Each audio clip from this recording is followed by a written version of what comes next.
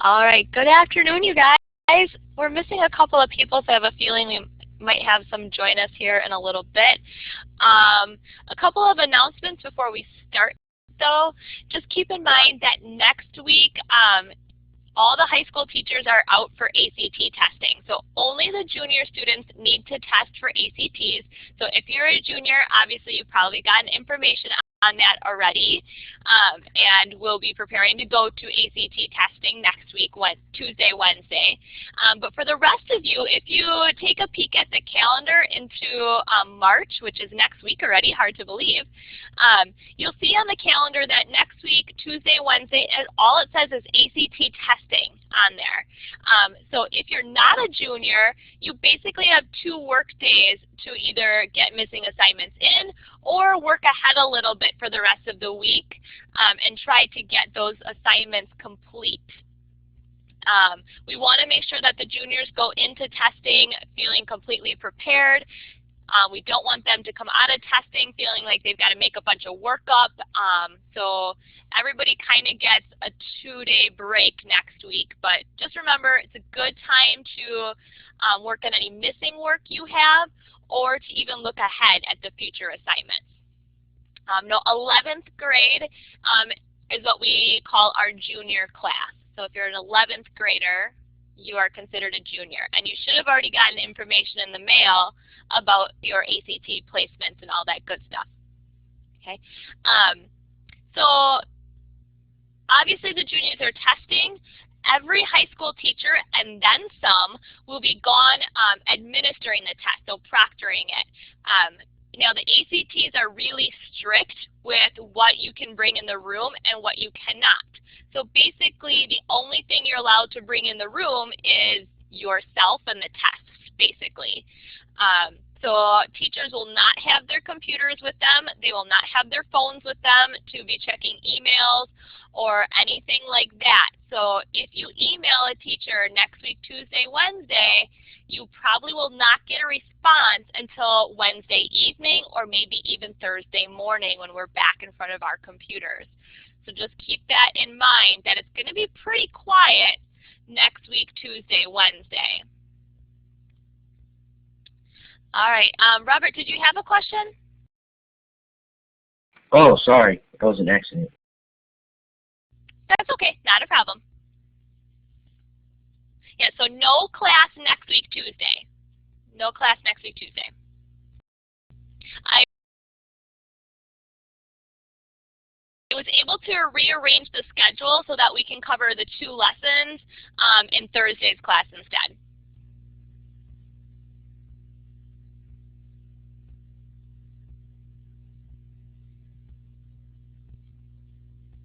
Trying to see, the ACT is kind of like your Badger testing. It is another standardized test, yeah, that juniors are required to take, yeah, by the state. You cannot bring books in, so if you finish early, you're not allowed to bring in reading material. Basically, if you finish early, you can have a staring contest with me because I'll just be staring at the people taking the test. So, yeah. Aurelie, question, go ahead.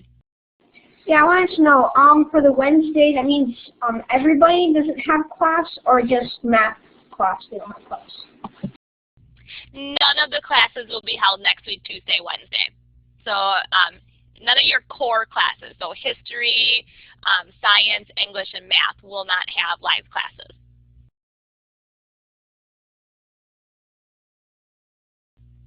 Okay. Awesome. Anything else that pertains to you guys? You'll still get to see me next week, Thursday, though. So we won't see each other Tuesday, but you'll still get to see me live next week, Thursday.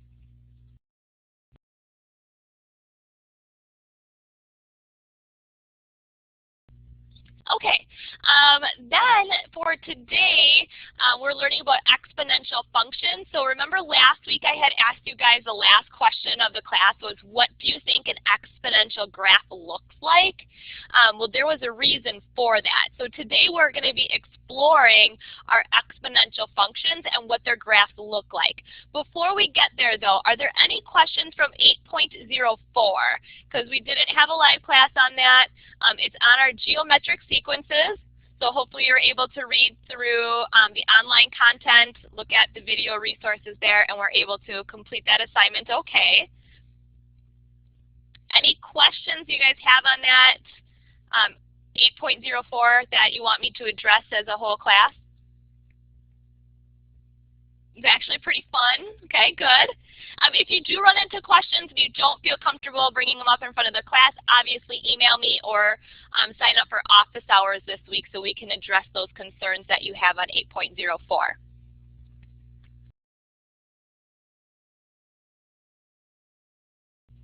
Daria, go ahead. Don't trust calculators for the order of operations. Yeah, just make sure you're adding parentheses in and doing the order of operations. That's a really good helpful hint to those who may have not done the 8.04 assignment yet. Make sure you're following order of operations. So you should be taking care of your exponents before you multiply. Right? So that's a really good helpful hint there.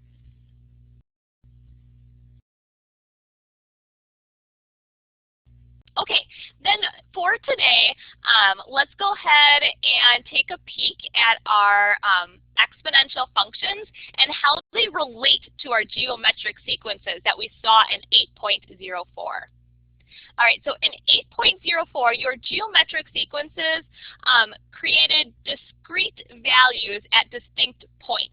So basically what that means is you had a first term, a second term, a third term, a fourth term. So your graph would look something like a bar graph almost, right? Where you would have individual terms. So they're separated with commas a lot of the time. So that's what you guys saw a lot in 8.04, right? So maybe something like this where it looks kind of like a list. Those were discrete values. Okay. Let's see if I was going to connect those values. What would it look like? Well, if I were to connect those values, we get a continuous function, and I'm a little bit off there, but it looks kind of like a swoop, yeah, right? When we connect those and make it continuous, we now are creating our exponential functions, which is what we're going to look at today. So we're kind of going from those individual terms separated by commas to this continuous function that can be created with a line.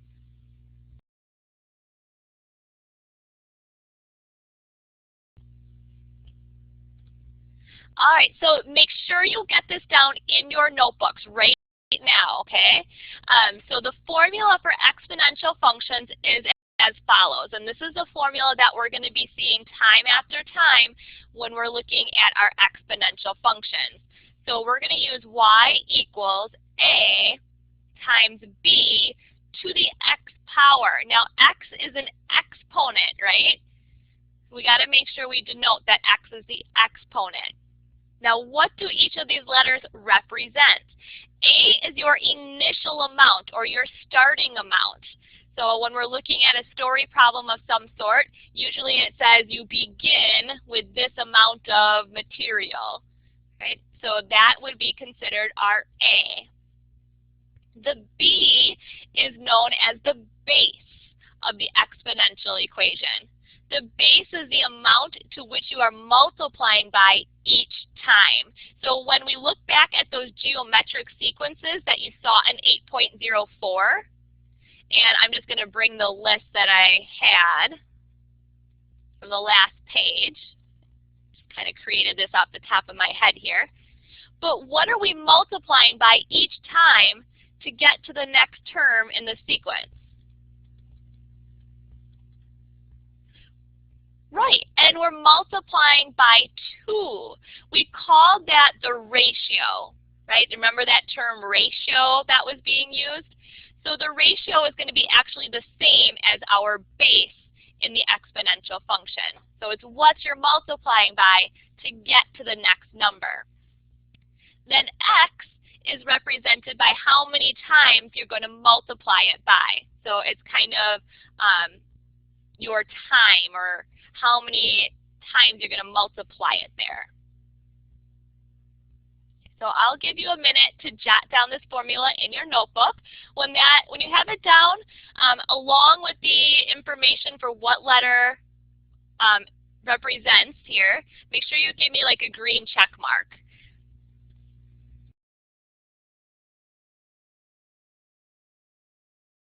Okay, that is majority of us. So I'm going to go ahead and if you haven't finished writing it down, leave space in your notebook, and I'll put it on Rome at the end of class, so you can always come back and finish writing it down then. All right, so it's time to do some comparing. So I need everybody to go to GeoGebra, geogebra.org here. Let's open up GeoGebra because we're going to do some graphing of our own, and we're going to compare it to what everybody's kind of seeing and come up with our own observations and see if we can find some rules just by exploring some of our graphs. So I need everybody to click on that GeoGebra link. I want you to hit Start GeoGebra in the middle when it does open. And then remember, we want to click on the Algebra tile.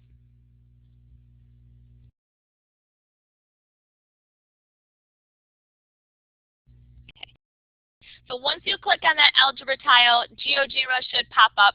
If you want to use Desmos instead, I think it's desmos.com. That's another type of graphing calculator. If you don't like GeoGebra, that is another possibility to come away with some of the rules we're going to explore today. All right, when you're there, just give me a green check mark again. If you want to close out of the keyboard option, remember you have that capability. You can just hit the little X at the bottom of the bottom screen there, bottom right-hand corner. And then you can just type right into the input area in the upper left-hand corner. All right, so what I want us to do is we need to start out with a function that we're comparing everything to. So the function we start out with is called our parent function. It's what we're relating everything back to. So we're seeing how graphs are changing compared to what we started with.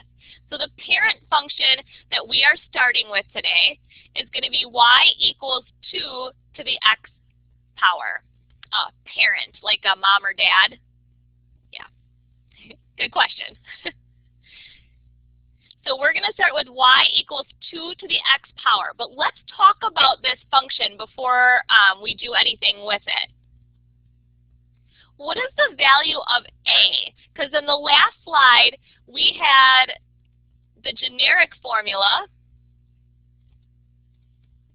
of y equals a times b to the x. So when I'm looking at this exponential equation, what value is the a? Good. Yeah, if we don't actually see anything written there, we know the a is a 1.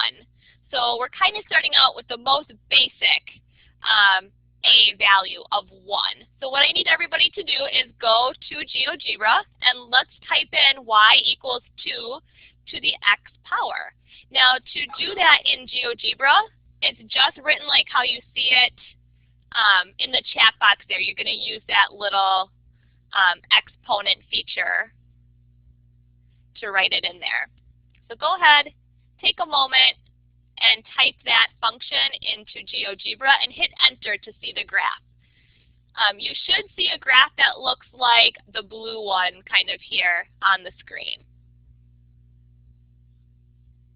Yep, it is exponential, so remember we are expecting that sharp increase, right, that swoop going upwards. It should not be a straight line anymore. We are not looking at linear functions. We move to the exponential world. All right, let's change the value of a and see how it affects our graph. So let's put in any number you want larger than 1. So let's change that a value. So whether you're going to use 2 times 2 to the x, or 3, or 4, or 5, or 13, but make it a number larger than 1. What do you notice happening? So again, if I were to type this into GeoGebra, we now have to go ahead and put our base into parentheses. Oopsie. Gotta love emoticons. So it should look like something like this. But make sure that you don't actually put spacings in there. Everything is kind of close together. But you will need to put parentheses around your base now, because we have to tell the program how to graph it appropriately. So make sure you're putting parentheses around that base. Okay. And you can choose any number you want as long as it's larger than 1. What do you notice happening with the graph? And if you want to do a couple of them at a time, go ahead and do that. Graph as many as you want on there. What do you notice is happening?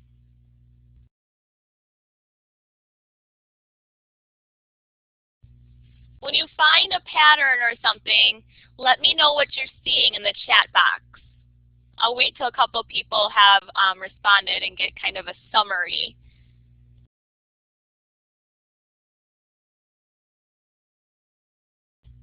All right, so here's what I've noticed popping up into the chat box. It does kind of look like your graph is shifting left a little bit. However, it's actually not shifting left. What's actually occurring? So it's not shifting at all, but instead, and I'm going to just summarize what a couple other people said, your lines are getting steeper, right? So they're actually increasing faster than what they were originally if A was 1. Okay. The other thing I noticed, I think it was Taylor who pointed it out, was that whatever your A value is the y-intercept of your graph. That's an awesome observation to make there. So whatever the A value is where your graph is also crossing the x or the y-axis at. Awesome observation. So generally what's happening, if we were to make a rule out of this, is I'm going to just take, I think it was Cassie's generalization here. If you increase the value of A, then your curved line, or your graph, becomes steeper. Is that what everybody's kind of noticing there? So if you're increasing your value of A, then your curved line is becoming steeper. Awesome. That's the generalization that we want to see with that set of graphs. Good. So good generalization to make there. Let's switch it up a little bit. Now let's make A less than 1, but still keep it positive. So now let's go ahead and compare what happens if A is less than 1, but still positive. So that means that A is going to be a fraction of some sort between 0 and 1. What's happening to your graph then? Yeah, you can use a decimal, so if you want to use like 0.75 or 0.4 or 0.5 instead, you can go ahead and do that into GeoGebra. It would look something like this. Oh, except that football is a 2 in parentheses. I keep forgetting that I have to space that out a little bit. There we go. So let's see, if A is less than 1 but greater than 0, what's happening?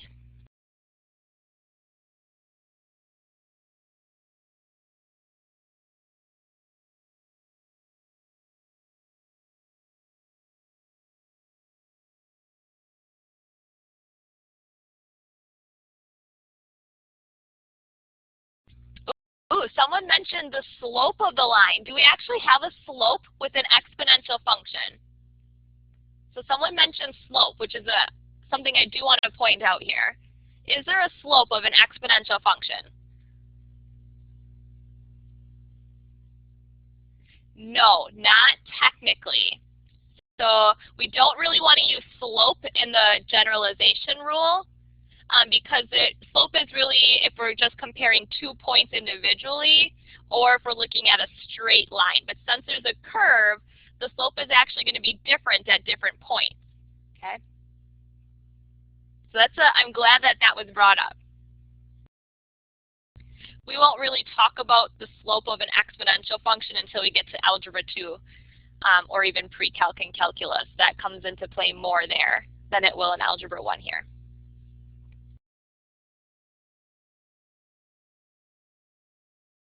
All right, so let's see if I can make a generalization from everything that's coming through the chat box. So if A is positive but less than 1, the curved line, or your graph, is less steep than the original. That kind of sums up what everybody was saying in the chat box. Does everybody agree? Is that what you're noticing when you're putting values into GeoGebra with your graphs there? Good. We want that to happen. So in your notes for each of these, I just want you to put the generalization down. So maybe have the original function there, and then below that original equation, just put each of these little generalizations down because you'll want to refer back to them when you're looking or presented with an equation. So if you're presented with an equation, you should be able to tell me what the graph is going to look like. Is it more steep? Is it less steep? That kind of stuff. Yes, you are allowed to use GeoGebra on your assignments, yes.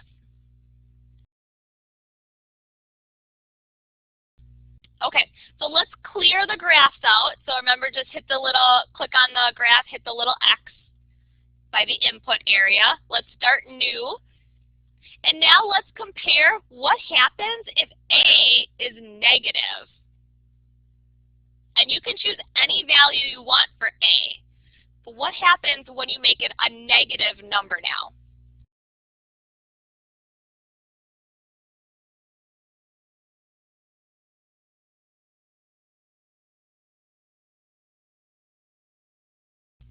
Yeah, the main difference is it's going down instead of up now, right?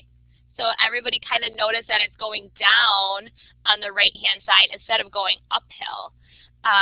Another thing that a student had pointed out was that it looks like it's mirrored. I like that term mirrored. What is it mirrored about? Is it mirrored about the x-axis, the y-axis? Yeah, it looks like it's mirrored about the x-axis. What is the vocabulary term, the mathematical term that we use instead of mirrored? Does anybody remember that? So what's the mathematical vocabulary term we use instead of mirrored? There we go, reflected, yeah. So what's actually happening is it's being reflected over the x-axis, meaning it opens down, or it's going downhill from the start now. Okay, so I'll give you a minute to jot down that last generalization in your notebook. When you have those generalizations written down, make sure you give me a green check mark.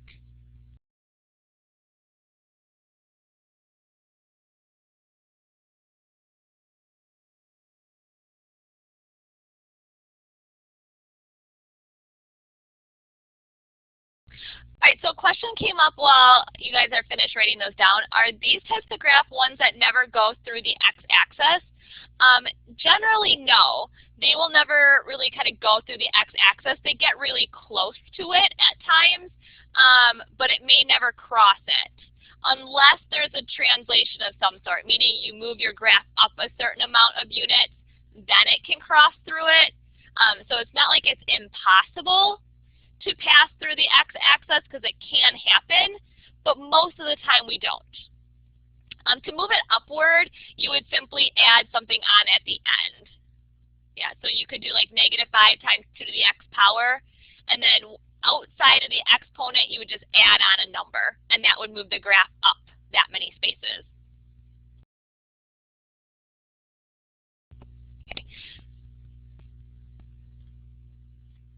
A cannot, so question happens, what happens when A is 0? Why don't we go ahead and test that out real quick? What does happen when A is 0? So let's try it out.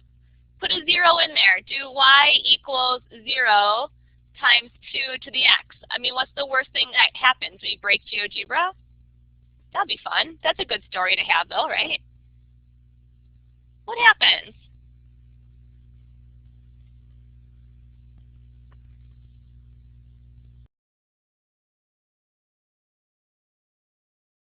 You get a straight line. It does register, but it's a straight line. Why?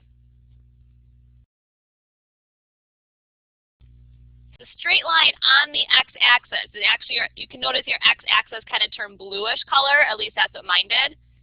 Why is that happening? Cassie, go ahead. Because when you're going to multiply 0 times anything, you get 0, so you're going to end up with y equals 0, which means that it's a straight line on the x-axis. Exactly. So anytime you're multiplying something by 0, don't forget that outcome is still going to be 0.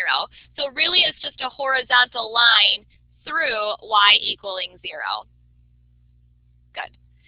Usually we do have restrictions on A not being 0 so that we can keep things exponential. Because this no longer is an exponential function, it turned linear because now it's just a straight line. So usually there is a restriction that A cannot be 0. Okay, awesome. Let's go ahead and take a look at the next slide here. What do all of the graphs have in common? So I have 4 different graphs here, and all of their equations are given. What do they all have in common?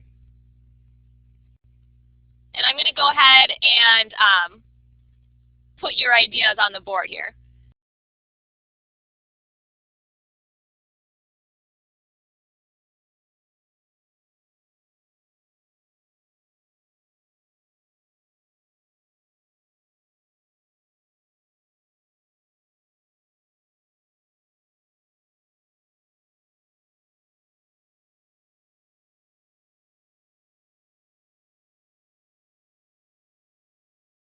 All right, let's see. They all have exponents, right? So they all have an x as an exponent, which makes them the exponential. So we can see those curved lines happening. A is positive. In fact, A is 1 in every single one of these, right? The base is larger than 1 in all of them. And what do you notice about the base and the graph, though? So here the base is 2, base is 3, base is 5, base is 10. Is there anything you can take away about what happens when the base is increasing? Or if the base is decreasing, you could look at it the other way around too. Yeah, so maybe we can add that to our list. So when the base increases, your graph is steeper. Or when the base decreases, the graph is less steep, right? So we have that alternative there. Good. They all have a y-intercept of 1. Can anybody tell me why they all have the y-intercept of 1? What determines that y-intercept, Daria? Because A is 1 and A is basically the y-intercepts. Exactly, right? So if A is 1, that determines the y-intercept, and all of them have A being 1. We expect all of them to have a y-intercept of 1. Good. So the main thing to take away here, and maybe we should add this to our generalization list in your notebook, is that when the base increases, your graph is steeper, or when the base decreases, the graph is less steep.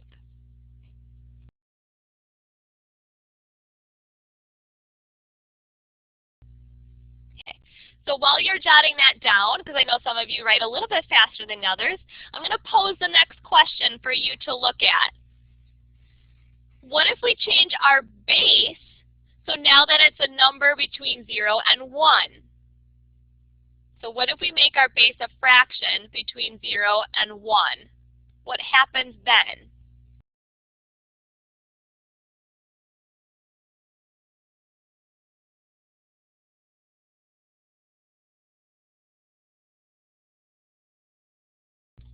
I like how Taylor has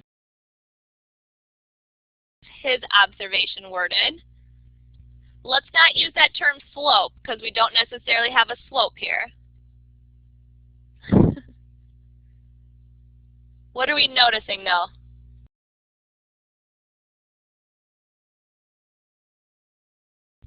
It's kind of going the opposite direction. So is it safe to say that it's reflected over the y-axis this time?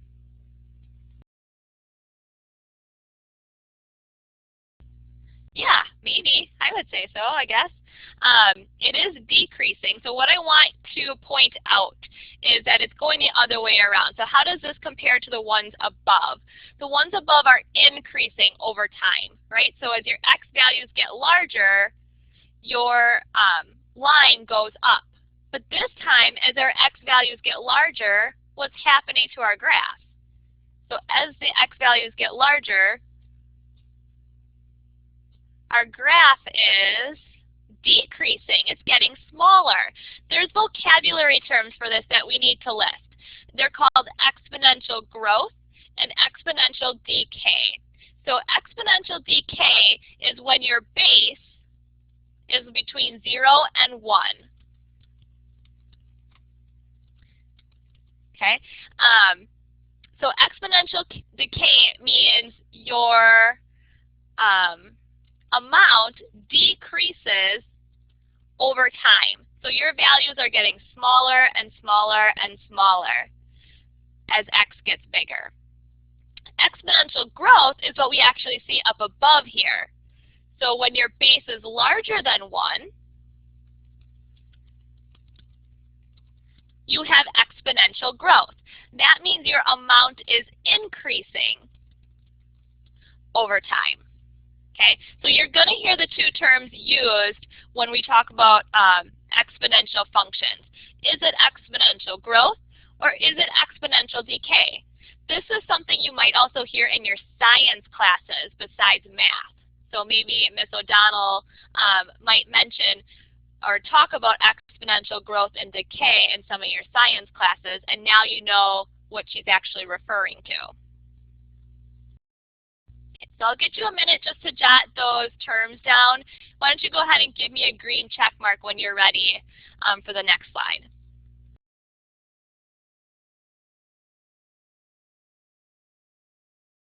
Okay, I want to speed up just a little bit here. Now, I want us to compare y equals 4 to the x and 4 to the negative x. So what happens to our graph when we make that exponent negative? Well, here's the example of the two. So what are you noticing? So when y equals 4 to the x power, that's our blue graph. When y equals 4 to the negative x power, that's the red graph. So what's happening with these two graphs now?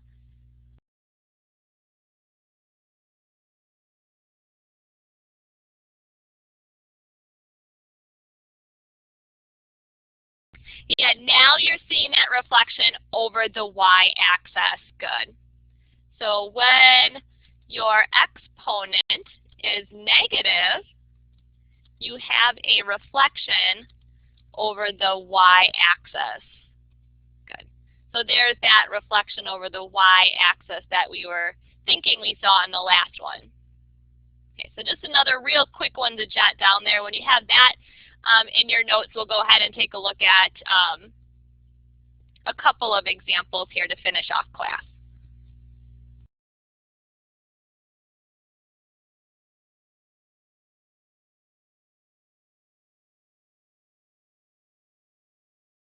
Okay, I know I went through this last one here a lot faster than the previous ones. I will put it on roll though at the end of class here so you can go back and copy down any of the slides that you didn't have time for.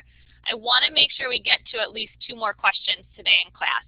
The first one is I want us to be able to make a graph for an exponential function using a table. So I did tell you that you can go ahead and graph things using GeoGebra, which hopefully you guys are comfortable with now that we've done that in class today. However, GeoGebra is not the only way to make a graph of an exponential function. You can still do it by hand by creating a table. And this is kind of going back to the old-fashioned way, right? So we learned this back in kind of our elementary, middle school days. The first time we ever talked about graphing, we made a table to do that. What are some x values we want to start out with for our table? And I would keep them kind of small. You can start with 0 and then go as high as you'd like. So I want to start with 0. Keep them smaller because your numbers are actually going to end up pretty large. You can use negative ones if you'd like, so maybe I can stick a -1 in here. So negatives are also options. Maybe we'll just do -1, 0, 1, 2. All right, let's see what we get for the corresponding y value. So let's start with x is -1. So let's substitute -1 in as our exponent. And what does that give us for the output? So if you want to go ahead and use a calculator, go ahead and do so. That's also the same as reading 1/4 to the first power. So technically, we don't necessarily need a calculator for that because we're looking at 40 divided by 4. If we do that mathematically, yeah. So that should give us an outcome of 10. So the first point on our graph could be -1, 10. What do we get when y or x is 0? Don't forget, 4 to the 0 power is what? Anything to the 0 power is 1, right? We have that rule, that property. So 40 times 1 gives us 40. So there's our second point, 0, 40. You can see we're getting pretty large already. So it's getting pretty big. Let's see what happens when we have x equaling 1. So 40 times 4 to the first power, which is really just 40 times 4. Yikes, that's big, 160 already. And then when x is 2, see why I wanted to keep x smaller? We have 40 times 16. 640, wow. Yikes. But we expect this to happen. We expect y to get large very fast, right? Because that's what exponentials do. They get really large really fast, or they can get really small really fast. Okay, so you could go ahead and then just plot those points on a coordinate plane to see that curve taking shape, and it is going to go in this direction. Okay, questions with being able to graph an exponential by hand?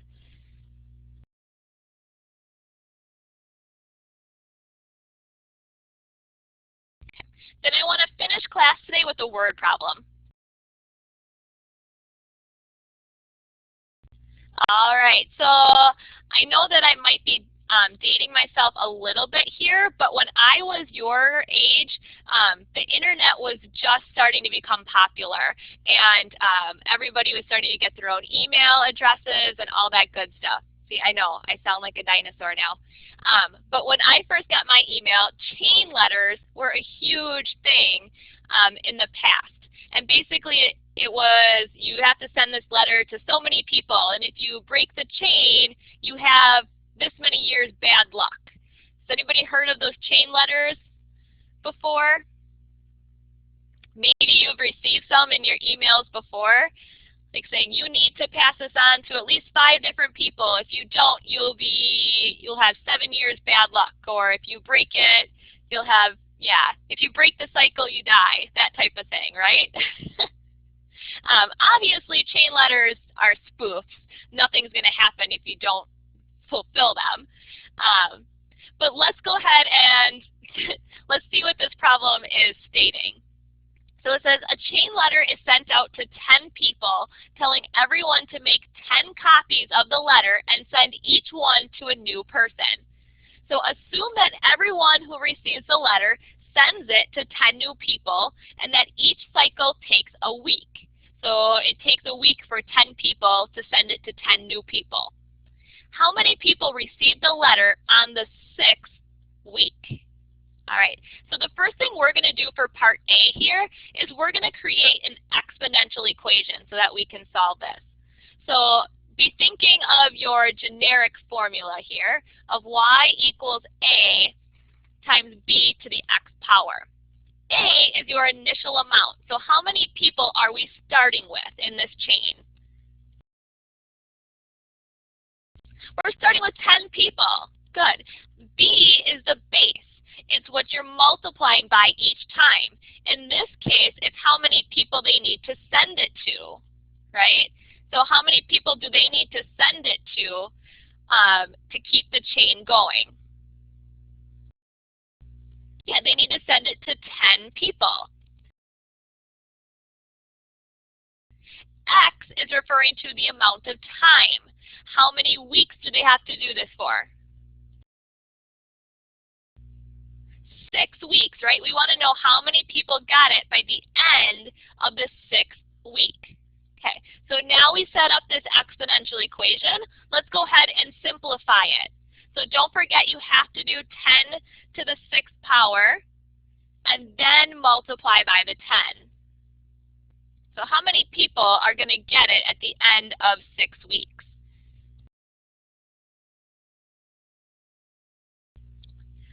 Going to be a lot of people. Heads up.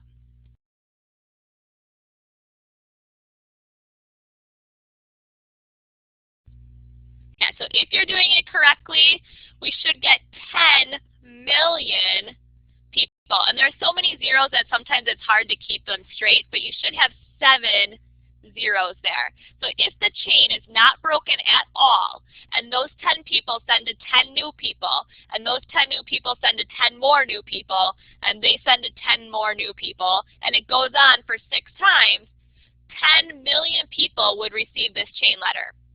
Okay? Good. Let's change it up a little bit though. It says, what if everyone only sends the letter to 9 new people? How many people will get the letters on the end of the 6th week? So how is that going to change our equation? Daria, how does that change the equation? Instead of sending it 10 times, you're only sending it 9 times, so 10 times 9 to x. Yeah, and x is still going to be the 6th week, right? So x can still be 6. So the base is changing. So instead of the base being 10 new people, the base is now only 9 new people. All right, so let's go ahead and do that calculation. Remember, order of operations tells you you have to do 9 to the 6th power first, and then multiply by your 10. How many people is that going to be?